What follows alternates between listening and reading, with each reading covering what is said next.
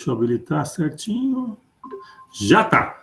Bom, pessoal, vamos lá. Bem-vindos à aula de resistores. Então, vamos discutir esse tema, tirar todas as dúvidas, ver o que está enroscando aí, para preparar um bom relatório.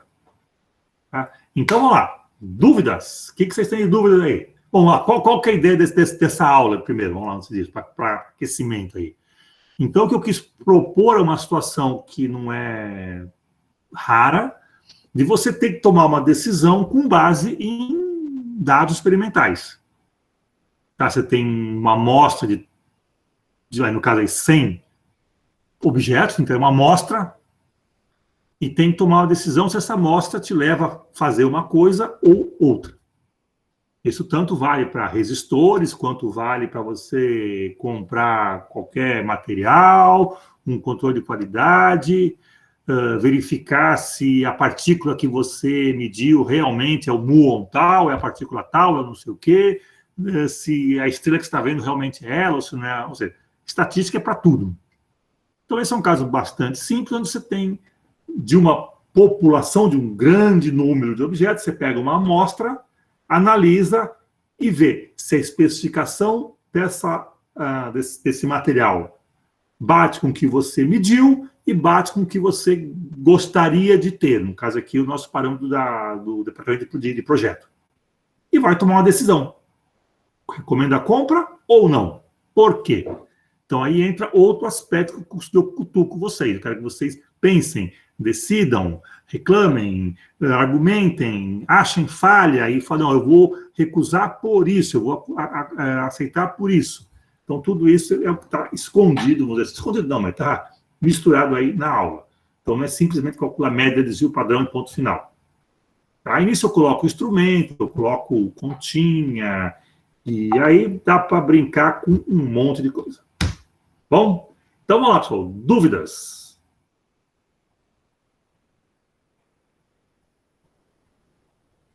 Professor, eu queria saber a diferença entre a incerteza instrumental, a experimental e a tolerância. Então, vamos lá. Incerteza instrumental. Todo instrumento de medida tem limitações. Tá, se é analógico, tem a espessura do ponteiro. Um ponteirinho fino, um ponteiro grosso é diferente. Tem quantas divisões ele tem naquele display dele. Tudo mais. Então, sempre tem limitação. Se ele é digital, também tem, porque ele tem um número finito de dígitos. Chega uma hora que ele para. Não dá para medir. Então, tudo tem limitação. Essa limitação é o que a gente vai chamar de incerteza instrumental. Quanto que ela vale? Em princípio, ela vale o que você vai lá no manual e olha. O fabricante fala, olha, eu não consigo enxergar nesse intervalo aqui. Então, essa é a tua incerteza.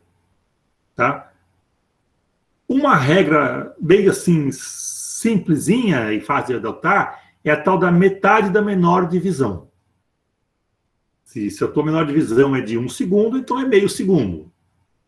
Se é de 1 milímetro, é meio milímetro. Tá? Então, seria uma outra regra quando você não tem manual, quando você não tem informação. Mas tem condições que você está usando um voltímetro.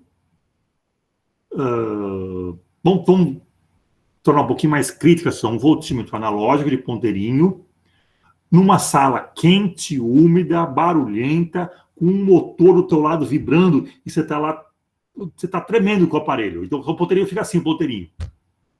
Pô, por mais que o manual fale uma coisa, você está vendo o ponteiro mexer. Você está transpirando, aquele barulho te incomoda, você já está de saco cheio, está difícil medir, você bate o olho aqui, já não enxerga mais nada, tem vapor na tua cara. Então, tudo isso dificulta. Quando você fala, eu medi tanto, tem certeza que foi tanto? Ou você que estava já estressado, cansado, queria sair rápido? Então, tudo isso aumenta a tua incerteza. Não é culpa do instrumento, é culpa das condições todas. Tá? Então, por que eu gosto de usar o termo de incerteza instrumental atribuída? Você vai atribuir esse valor. Em função do quê? Em função do ato de medição. Se é você que mediu, ninguém melhor do que você para saber se você mediu com tranquilidade, em sala limpa, ar-condicionado ligado, tudo estável, ou você mediu com uma coisa estressada. Tá? Então, você, como cara que está medindo ali, sabe exatamente isso. Então, você que vai atribuir esse valor. Com base em quê? No manual de instrução, com base nas divisões do instrumento, com base nas condições experimentais. E muitas vezes na engenharia até, depois que você calcula tudo isso, você ainda dá um fator de segurança, você multiplica isso por 2. Bom, geralmente você pega lá o incerteza final, tá? Não é tanto instrumental, mas não, escuta zero. Isso vai ser mais na instrumentação experimental. Então, a instrumental é do aparelho. Você fez uma medida, quem disse que esse valor que você escreveu está certo? Ele pode variar. De quanto? Incerteza instrumental. Tá bom? Bom, só que você mediu várias vezes com aquele instrumento. Então, aquelas várias medidas, elas flutuam em torno de uma média. Então, você tem a média e tem essa flutuação em torno dela. Como é que você avalia essa flutuação? Você pega a média, subtrai de cada valor, tem o desvio, eleva ao quadrado, calcula a variância, acha a raiz quadrada, você calcula o desvio padrão. Então, o desvio padrão, ele te fala quanto que os valores que você anotou oscilam em torno da média. Então, agora eu tenho duas informações assim, independentes. Uma informação que vem do instrumento de medida e outra informação que vem das diferenças entre as medidas. Já leio, Vinícius, espera, vamos perder o embalo. Tá? Então, agora nós vamos juntar as duas. Como que eu somo o desvio padrão com a incerteza instrumental? Como é que eu somo incertezas? Raiz quadrada de instrumental ao quadrado mais desvio padrão ao quadrado. E assim eu tenho a instrumental. Tá? E aí, como eu estava falando, muitas vezes as normas falam assim, olha, você mediu esse intervalo, então você vai dobrar ou triplicar a tua incerteza para ter mais controle ou ter mais permissividade no processo, ou coisa assim, como um fator de segurança. Tá? Então, aí depende da engenharia, das normas e tudo mais. Então, essa que é a ideia. Deixa eu ler agora o que falaram aqui que eu peguei, o Vinícius. Então, o Vinícius pergunta, então, a incerteza instrumental não é uma característica intrínseca do aparelho. Vamos dizer assim, a instrumental, sim, a instrumental atribuída não só do aparelho, depende das condições de uso. Você pega pouca luz, você já não enxerga direito. Você pega lá um ponto, uma escala meio apagada, você pega qualquer coisa assim. Então, às vezes, o aparelho só não é suficiente. Você tem mais problemas envolvidos que você lê errado. Então, o rapaz que mede aqui a água consumida, ele está olhando de longe pelo portão, um cachorro latindo no ouvido dele aqui, ele só... E aquele display, aquele medidor assim, com aquele plástico já opaco. Ele tem que anotar um número. Pode anotar errado. Tá? Ele tem que bater errado. Então, às vezes a condição. Então, a instrumental não é só do aparelho. Ela tem a ver com o ato de medir. Por exemplo, o voltímetro que o senhor utilizou para medir a resistência de alguns resistores foi de 5%. Esse valor não é próprio instrumento.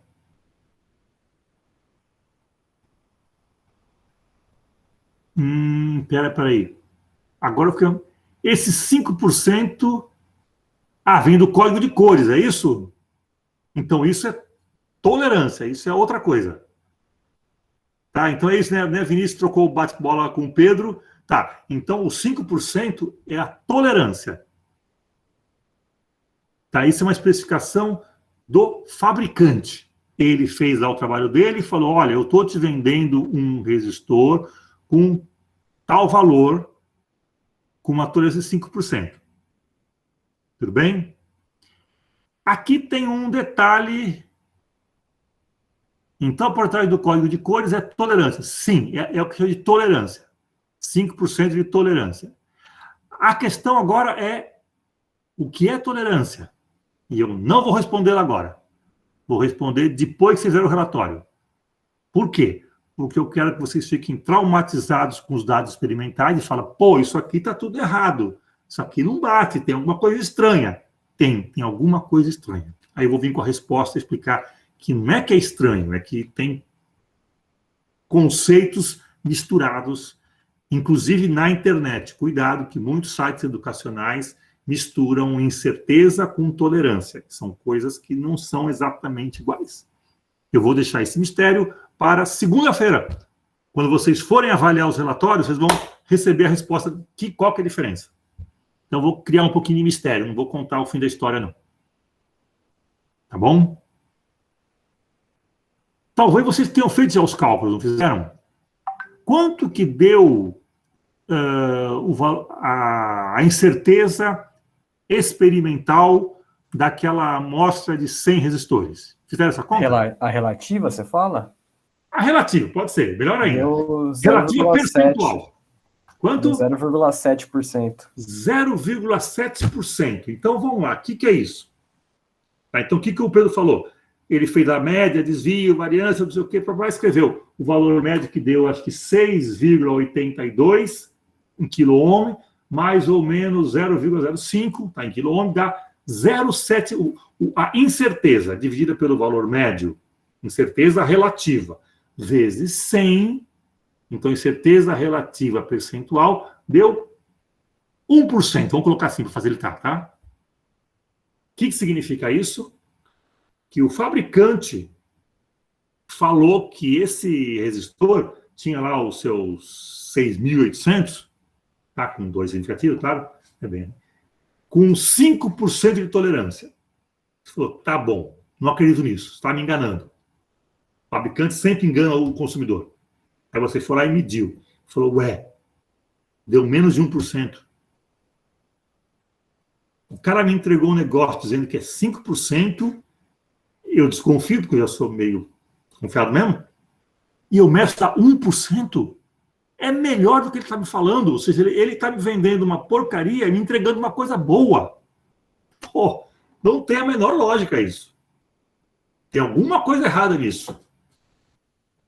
O que está errado nisso?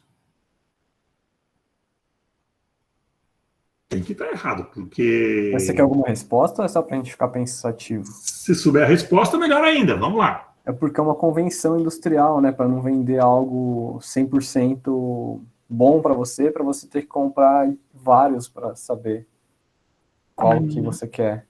Eu tinha falado algo assim, se não me engano. Não é bem assim, não. Você chegou, bateu na resposta assim, é isso que você desviou. Tá? Vamos, tá lá. Depois você vai ver com calma, no gabarito certinho, o que eu vou comentar. Acho que antes, inclusive, você vê, um pouquinho antes. Tá? Então, repare, eu quero primeiro que vocês percebam que tem um problema. Os dados te mostram que o fabricante é melhor do que ele diz ser. Pô, o cara tá mentindo para pior para ele, ao contrário. Justamente o cara costuma te enganar, costuma te enrolar, costuma te vender um negócio que não é tão bom assim. Não, aqui é o contrário. Ele fala que é ruim e entrega coisa boa. Pô, não faz sentido. Então você percebe isso nos dados. Quando você compara a especificação do código de cores com o que você mediu, você fala, pô, 0,7% é muito menor do que 5%. Desconfie. Então, primeiro, observe isso. Depois, tenta explicar. Agora, podemos fazer várias hipóteses. Uma das hipóteses é aquela que o Pedro comentou. Poxa, nós estamos medindo 100 amostras de um conjunto de 100 mil. Quão representativa são essa amostra de 100 para que eu possa tomar uma decisão sobre 100 mil? Será que vale essa minha decisão? Meu estudo de 100 vale para os 100 mil? É uma questão importante a pensar. Professor, a gente estava pensando nessa questão. Foi uma das nossas dúvidas. Tipo, a gente viu esse dado, viu que, pô, a média dos resistores estava bonitinho, a incerteza estava da hora. Eu falei, não tem por que não querer comprar esses resistores. Mas só que daí, fiquei pensando, porra, 100 mil resistores para 100, esse grupo para mostrar representa o todo?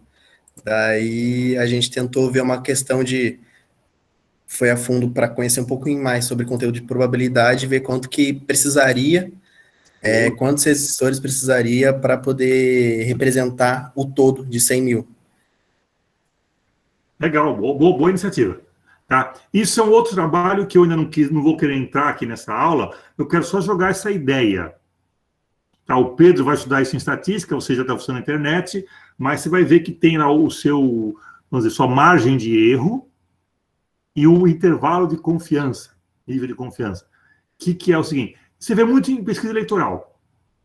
Os caras falam assim, olha, o candidato está com, sei lá, 38% e o outro 36%. Eles são diferentes ou não?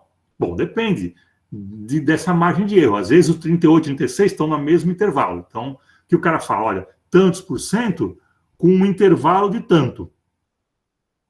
E eu confio nesse intervalo com tantos por cento. Então, uma coisa é você definir um intervalo da medida e outra coisa é você definir quanto que você confia que aquele intervalo é verdadeiro. Então, você definiu um intervalo aqui do desvio padrão, da certeza experimental. Esse valor é confiável? Então, você tem lá uma margem de erro. Agora, essa margem de erro, baseada em 100, você confia no caso de 100 mil? Tá? Vocês vão passar por uma fase da aula, depois que entregar o relatório, eu acho, que comenta sobre isso. Depois ou antes? Acho que antes até. Que eu vou discutir, vou botar essa ideia. Não vou entrar a fundo, porque eu não quero discutir estatística com vocês. Está falando com o Pedro, o próprio histograma, a análise se a distribuição é ou não normal, não é só bater o olho, se tem uma análise disso aí. Eu não estou querendo entrar nessa questão ainda. Deixa para outra disciplina, estatística. Mas eu quero que vocês tenham esse, sei lá, esse olfato, esse tato, de falar, opa, esses dados têm algo curioso. Eu vou analisar diferente, eu vou desconfiar. Então, essa sensibilidade eu acho legal. Então, se você percebeu que 100 pode não ser o suficiente para interpretar 100 mil, parabéns, já deu o primeiro passo. Se você percebeu que o 0,7% é bem menor do que o 5%, boa, já estão começando a ver coisa legal. Tá? Então, isso está... Estamos despertando dúvidas que em algum momento nós vamos, talvez, explicar um pouquinho melhor, resolver e tudo mais. Então, deixa a coisa... Repara, o que eu quero é que vocês, ao enxergar um dado experimental, conversem com ele, perguntam o que significa, perguntam o que ele tem de informação. Tá? É isso que é o legal do experimento. Tá? Você interpretar. Os dados revelam muitas coisas que você tem que estar alerta ali. Senão, fica sem graça. Tá? Então, essa é a ideia da disciplina. Tentar provocar vocês para poder mostrar o que tem para enxergar. E vamos passar algumas aulas justamente vendo esses detalhezinhos aí. Essas provocações aí. Tá? Então, uma boa questão, olha... 1%, daqui a pouco vai aparecer um número lá para vocês. Se já não apareceu, não sei. Deixa eu ver qual que é a sessão aqui. Já preparei uma resposta antes da pergunta já. Não é aqui, não. Agora mudou.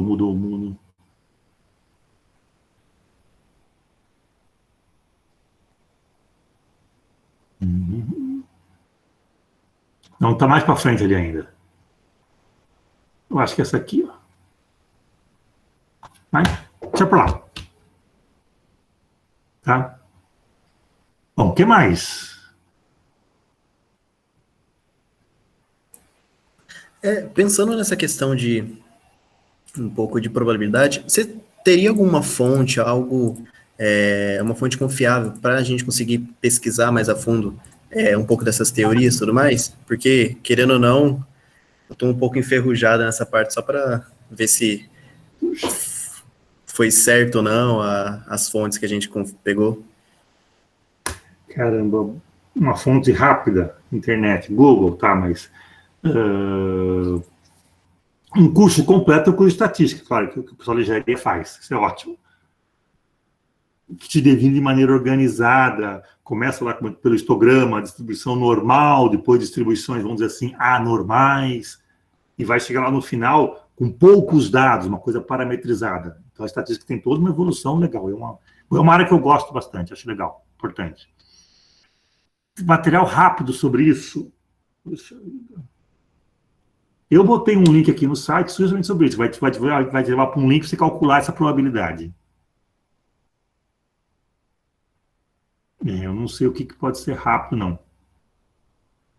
Porque isso é uma construção de conhecimento. Você vai começando da média, do desvio, da distribuição simétrica, que vai evoluindo, fazendo teste. E eu não sei se dá para chegar aqui no final tão rápido, não. No final não, no meio ainda. Isso eu não sei, eu fico devendo uma referência aí. Não, tudo bem, tudo bem. O Vinícius pergunta aqui, se a incerteza instrumental e a atuação são diferentes, então está incorreto calcular a incerteza experimental usando o valor de 5%. Sim, não, a incerteza instrumental não é 5%. Está errado. Tá? A incerteza instrumental tem que usar aquele IEC que está no próprio manual de instruções, né? Do 0,8% mais ou menos 5D, no caso para a faixa que a gente está usando lá, o fundo de escala de 20K. Isso. Esse D está ligado com quantos dígitos você tem. Qual que é o menor valor? Porque lá você tem uma conversão entre a corrente elétrica, ou você gira ponteiro, ou você acende display. Tá? Então, um conversor. Se é analógico, gira ponteirinho. Se é digital, tem um conversor analógico digital. Esse conversor tem limitações. Essa limitação é o D. Tá? Além disso, tem mais problemas, ou com mais coisa acontecendo, que pode te aumentar. É aquele tantos por cento. 0,8%, 0,5%, sei lá. É isso que o fabricante faz e te fornece. É que geralmente o usuário não olha para isso. Tá? Então, vamos dizer, para você medir coisa em casa, 110, 220, está ligado, funciona ou não precisa disso aí. Mas você fazer uma análise de um controle de qualidade, uma coisa mais rigorosa, precisa ler manual, sim. Precisa saber exatamente o que aquele instrumento fornece. Você não detecta lá um picograma de de um veneno, de alguma coisa assim, de qualquer jeito. Tem que ter método, tem que ter instrumento bom.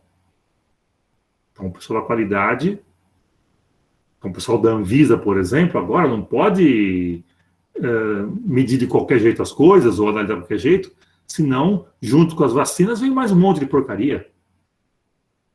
Esse é um dos problemas que estava envolvido na Covaxin.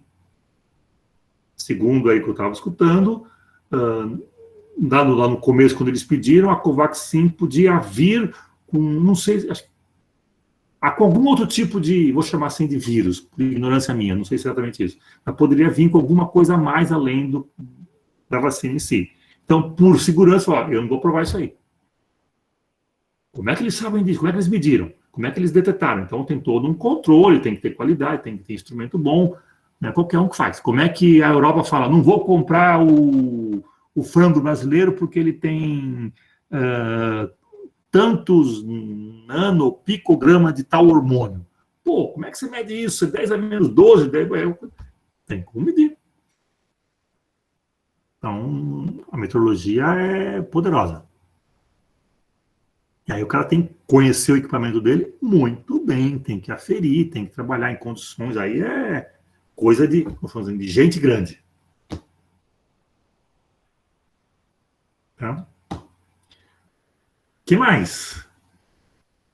Deixa eu ver se tem alguma coisa que eu posso destacar aqui, sem mostrar o gabarito aqui. Tá aqui do meu ladinho.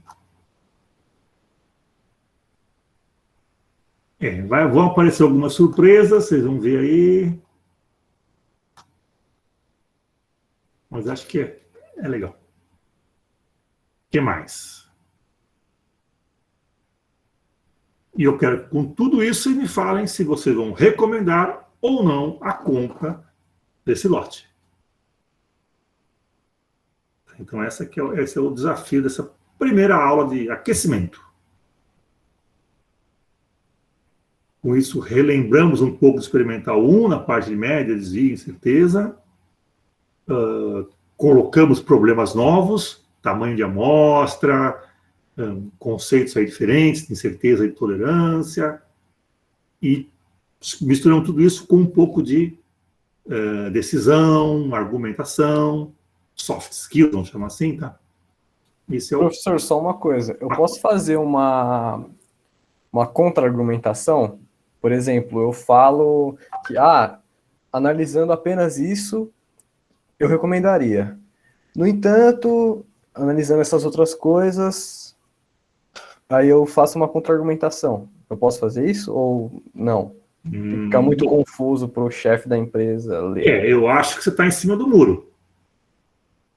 Não, é que, por exemplo, eu falo, se só tivessem esses dados, a resposta seria uma.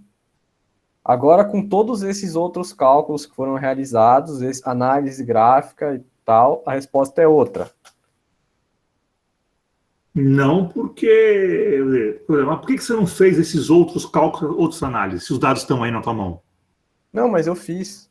É isso que eu vou mostrar, entendeu? Então você decide pelo que você fez. Não, sim, mas é uma contra-argumentação. É porque, por exemplo, se você só olhar a incerteza experimental que você vai chegar, todos os valores estão dentro do intervalo que a empresa quer. Então, só olhando isso, você fala, nossa, é o melhor lote possível. Só que você não tem só isso, você tem outras coisas também, de dados para analisar. É isso que eu tô falando, é uma contra-argumentação. Eu mostro um ponto bom, depois eu critico esse ponto, refuto ele e dou uma nova medida, que é a medida que deve ser tomada, a melhor. Tá, então você pode ir comendo pelas bordas. Só, olha, tem um lado bom, é isso, isso, isso. Porém, falta isso, isso, isso. É isso que quer fazer? De certa forma. A média, o desvio está levando isso. Mas, ou seja, você tá jogando com a informação. É, isso que eu queria fazer. Às vezes o chefe fala, cara, eu quero sim ou não me enrola. Não, mas no final eu vou dar um parecer, eu vou falar sim ou não. Mas aí que ele vai ler. Ele vai ler o finalzinho só. É que nos resultados dá para fazer essa contra-argumentação, entendeu? É isso que eu queria dizer. Não, eu acho legal porque você vai praticar toda essa argumentação. Isso é muito bom, tá? Não tenha dúvida que... Mas a resposta final tem que ser fecha. Tá? Eu até te digo que você está usando o raciocínio errado. Eu não vou falar qual que é. Tá? Então vai só para você ficar com... Pô, exatamente, eu quero ver essa dúvida. Eu vou falar depois no gabarito o porquê. Fica pensando aqui que eu falei de errado agora. Pô, escuta a gravação de novo. Olha lá, então praticamente meia hora de gravação. Fala, pô, o que eu falei em meia hora de gravação? Vai lá, escuta de novo. Tem um detalhezinho muito bobo que muita gente passa batido. Que você nunca mais vai esquecer depois de falar, pô, era isso, caramba. Tá. Mas é legal, a discussão é boa, isso não tem dúvida. Tá? E o ser conciso é importante porque às vezes o cara você está falando do errinho é falar que você recomendaria só numa análise básica. Esse seria o errinho. Não. Se eu usou, na sua linha de raciocínio, tem um erro super comum. Que você erra até levar a primeira pancada, depois nunca mais se esquece. Eu enrolei. Não, eu vou deixar você tomar a primeira pancada, depois você nunca mais vai esquecer isso aí. É um erro super comum. Muita gente vai errar isso aí. Isso aí é toda hora a pessoa erra. É uma informação que passa assim meio que rápido, que ninguém leva a sério. Mas se você comprou o lote errado, vai dar um prejuízo de recall aqui que, nossa, é terrível. Então, não é para bobear. Deixa o gabarito, você vai ver lá. Você nunca mais vai esquecer, você vai ficar traumatizado. Fala, putz, daqui a trocentos anos vai falar, aquele cara deixou eu errar e falou isso. Exatamente. Você nunca mais vai esquecer. Vamos dizer, um trauma pedagógico, vamos dizer assim. Vai lembrar pro resto da vida. Confie em mim. Daqui a pouco, segunda-feira, você vai descobrir uma coisa que você sabe e nunca levou a sério. Deixa lá, deixa acontecer. Tá? Que mais? Eu ia falar uma coisa que você falou, aí eu me perdi. Deixa eu ver se eu lembro aqui. Bom, mais alguma outra dúvida?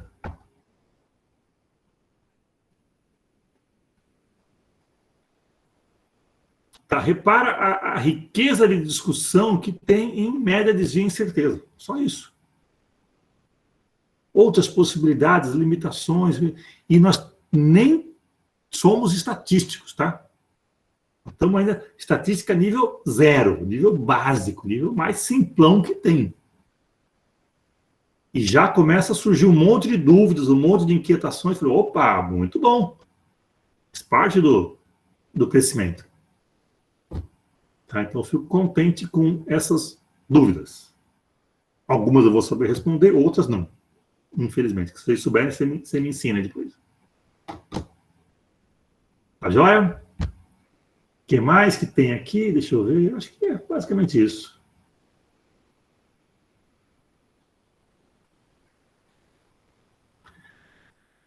Algo mais? Alguma dúvida mais? Você pode dar pelo menos uma dica de qual parque que é? Ou nem isso? Não, você é tão simples. Se eu falar, você pula na hora, você... Deixa você preocupado o fim de semana inteiro.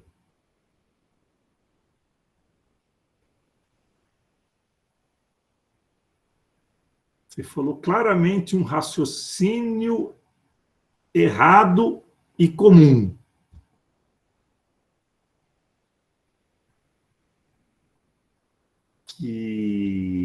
Que eu não vou falar mais. Não, se eu falar, já dou a resposta já.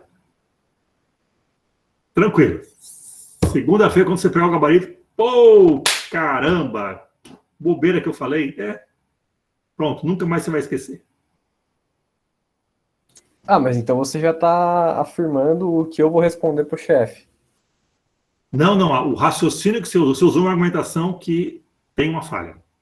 Tá. E se o chefe vai falar, meu, esse argumento eu não aceito.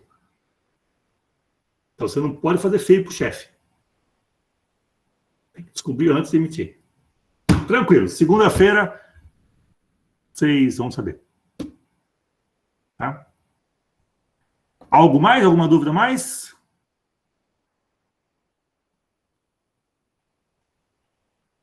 Podemos encerrar deixando assim essa inquietação no ar agora. O fim de semana vai ficar o fim de semana inteiro preocupado. Não se preocupa. Tranquilo, vai ser tranquilo. Podemos encerrar por aqui? Algo mais, pessoal? Podemos sim. Muito obrigado pelo plantão e até o próximo. Bom Nada final de mais? semana. Então, deixa eu parar aqui então a nossa live. Deixa eu fechar aqui. Isso para a gravação. Chega para o stop record.